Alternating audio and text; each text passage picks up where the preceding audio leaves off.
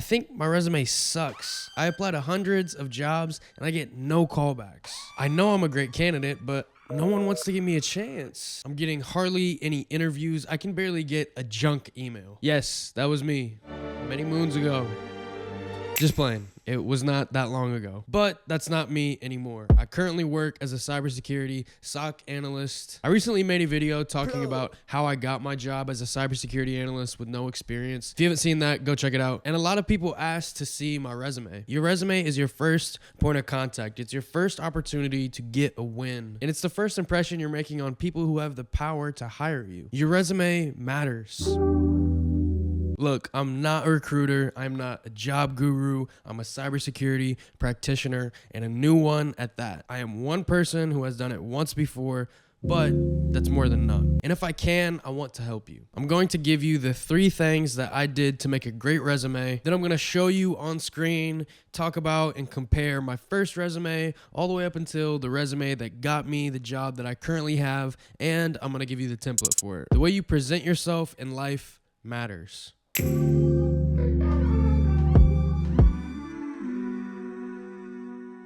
That's why I'm wearing this suit. And that's also why you need a good resume. There are professional recruiters with a career getting paid to look at these pieces of paper, looking for someone to give a chance to, looking for someone to hire, looking at your resume with serious intent, trying to figure out if you're a good fit for the job. This stupid little piece of paper can actually be pretty important. Here are my 3 important steps to making a great resume. 1. Learn and understand what they want. If I were to make my great resume from scratch, the first thing I would do is figure out what is valuable to the employers. What do they want? What are they looking for in a great candidate? What do they want you to know? What do they want you to be educated in or be able to do? Is it a specific tool? Is it the OSI model? Is it networking? Is it pen testing? For me personally, some of the important things that I touched up on were important protocols like TCP, IP, UDP, security across all the layers of the OSI model, from physical to application, and a general technical understanding of the most common security control types. And it might also be vendor-specific things, like specifically Splunk or specifically Microsoft Defender or Active Directory, PowerShell. How are you going to hit a target if you don't know where to aim? So figure out what they want you to know. Figure out what's the job you want, and across the board for that role, what are employers looking for? You should know and understand what do they expect from the best candidate. Not just one job listing, but across the industry for that role, what does the perfect candidate look like? That's your target. You need to aim at that and hit it as best as you can. 2, put down what matters. Please stop wasting the valuable space on that piece of paper with extra junk that doesn't matter. Intentionally put the focus on the great things about you, the relevant information. Make that the first thing on the page in big letters and put the focus on it so it's clear that you could be a good fit. Do not lie on your resume. At the end of the day, every single thing you put down, you really need to be able to back up. You need to be able to talk about it more. That's the whole point. You know what they want. You know what they expect from the best candidate. Now you got to try and hit that target as best as you can. It was important for me to try and figure out my past jobs, my past experiences. How is that relevant? Where are the transferable skills? And how can I relate that to what I'm currently applying to? That was important for me because I know that employers want paid work experience. That's the preference, but I didn't have that. But I can still hit the target. A lot of these tools are free to use. They're open online. There's tutorials. This article about being a SOC analyst got me experience with Lima Charlie, free experience with the SIM, writing detection rules, a command and control framework. Try Hack Me has so many free rooms. Google and IBM have free courses on Coursera, credited certifications with good cybersecurity fundamentals. Everything on the page should be critical information about you, how to contact you, or it should somehow tie back to why you are a good candidate. 3, put it down well. So learn and understand what they want, put down what matters, and then put it down well. Like I said, sometimes looks matter.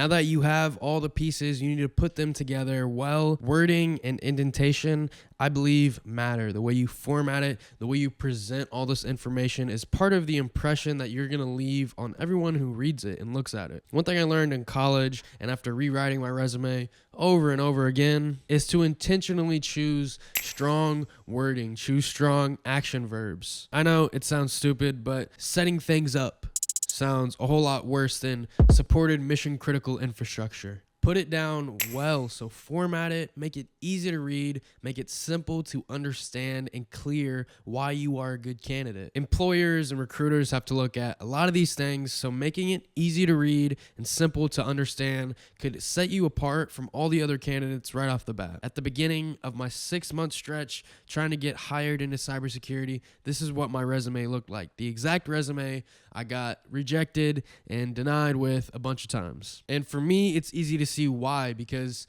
the biggest part of this page, probably 60% of it, is filled with stuff that just doesn't matter. It's experience and skills that aren't relevant to what I'm applying for. Like, if you worked one time at the high school concession during a football game, don't put that down when you're applying to be a cybersecurity SOC analyst. And that's kind of what I'm doing here. The only thing that's relevant on this page remotely to IT or cybersecurity is down here, and probably the smallest font on the page, just a couple of keywords with no more explanation. And this is also 2 pages, which I really do not prefer. I've got a lot of stuff in here that just isn't relevant. But after a little bit, I started understanding, okay, this is not a great resume and I am not really a great candidate. So what I did was take some time, get some certifications. I got experience with a lot of industry tools, and I took the time to become a much better candidate. And this is what I came back with. So now I've got my GitHub linked.